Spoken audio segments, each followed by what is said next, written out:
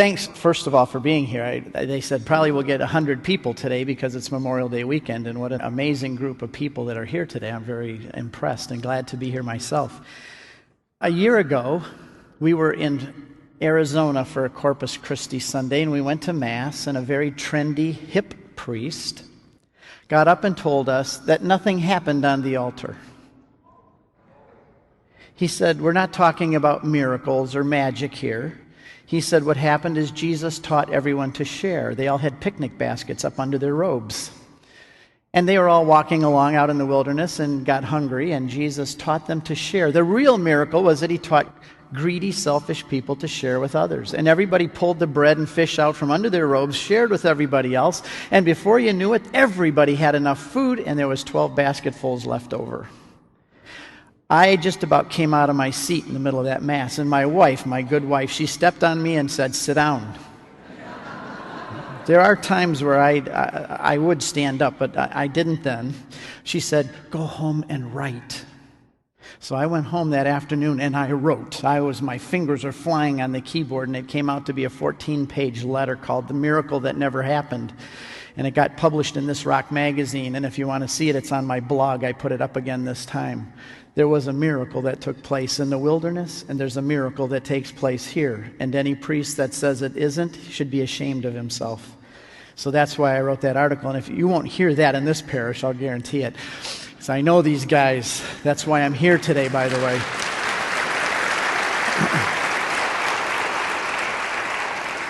I came here out of my love for Father Steve and Father John. In fact, Father Steve and I are going in June to the Holy Land and to Jordan for 14 days, if you want to come along. But I used to be a Baptist. I wasn't always a Catholic. And if you'd invited me here, if Margie had invited me here 15 years ago, I would have been just as enthusiastic and just as eager to be here, but for a completely different reason. I would have come here to get you all saved.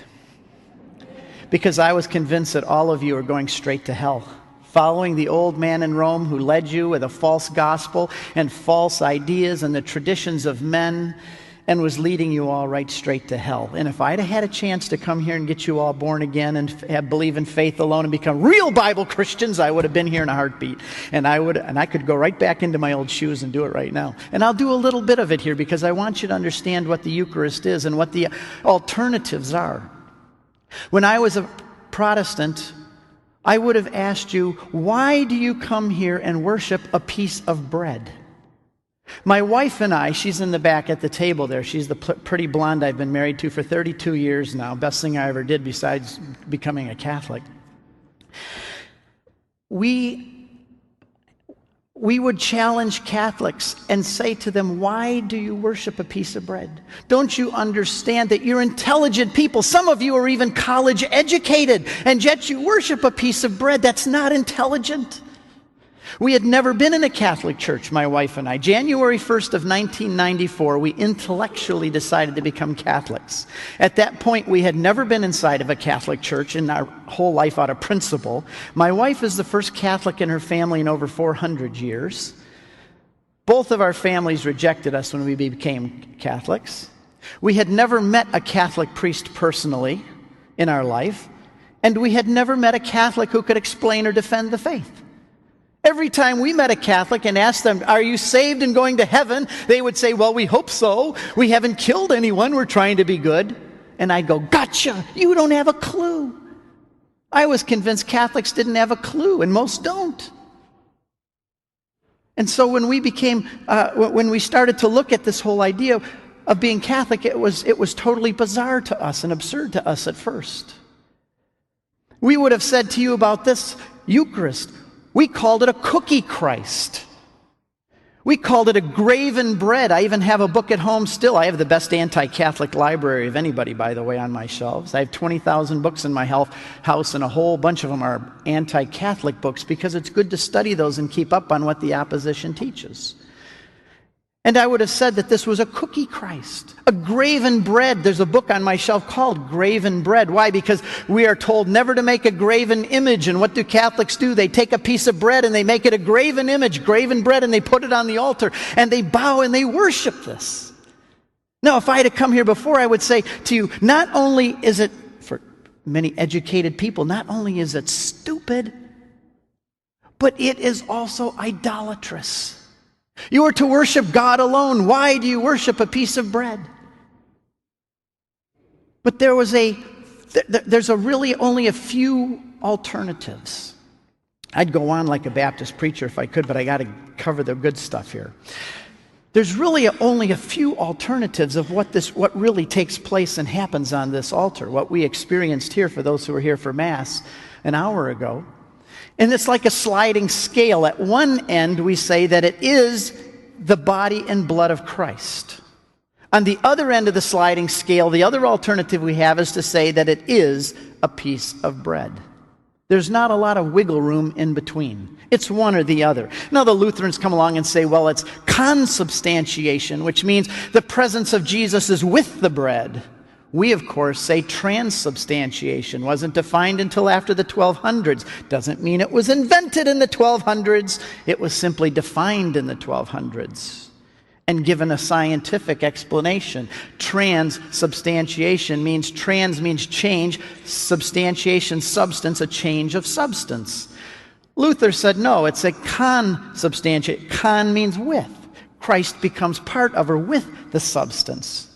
But in the big scale of the picture, you only have two really alternatives. It either is a piece of bread, which if that's the case, us Catholics are idolatrous, and we are stupid, and we are foolish, if it is only a piece of bread.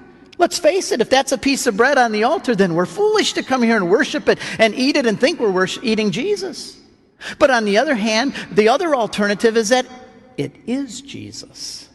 That it is his real presence. It is his body, blood, soul, and divinity. Now, if it is only a piece of bread, we've already talked about the implications of that for Catholics. We're foolish and idolatrous. But on the other hand, if it is Jesus, then what about my old position? Then I am mocking and making fun of and ridiculing one of the greatest, if not the greatest gift of God that he's given to us in his church in the world, himself to eat, and we are what we eat. So you have these two drastic contradictions, and everyone in the world has to make a decision on which one it is, whether they like it or not. And if they're apathetic and just make a decision not to believe it by default, guess what? They've still made a decision that they believe that it is not the body and blood of Christ. And we, by faith, and for good and substantial reasons, it's not just because we have faith. Believe me, this does not become bread and wine because we believe it does. We believe it becomes bread and wine because it does. Our belief and faith doesn't make something come into existence. We believe it because it already is in existence. What happens on that altar is objective reality. It happens whether we believe it or not. What we believe it, and there are good and substantial reasons why we believe it. So I want to get into a little bit about the Protestant Reformation and what happened there. For the first 1,500 years, everybody believed that what happened on this altar was real and substantial, and the bread and the wine became the body and blood of Christ.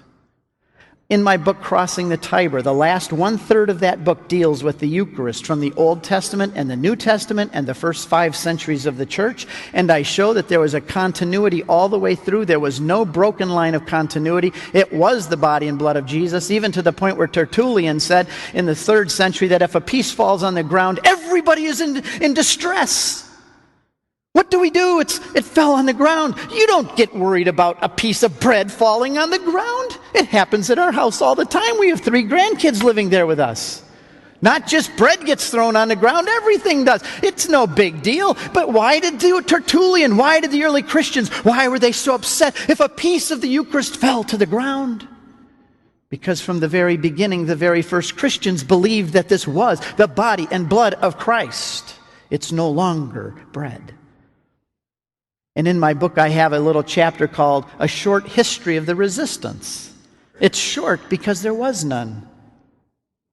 Everybody believed in that. It didn't come about until what we call the Reformation, but what I refer to as the rebellion. And I was part of the rebellion. That's why I got the right to call it that if I want to. But in 15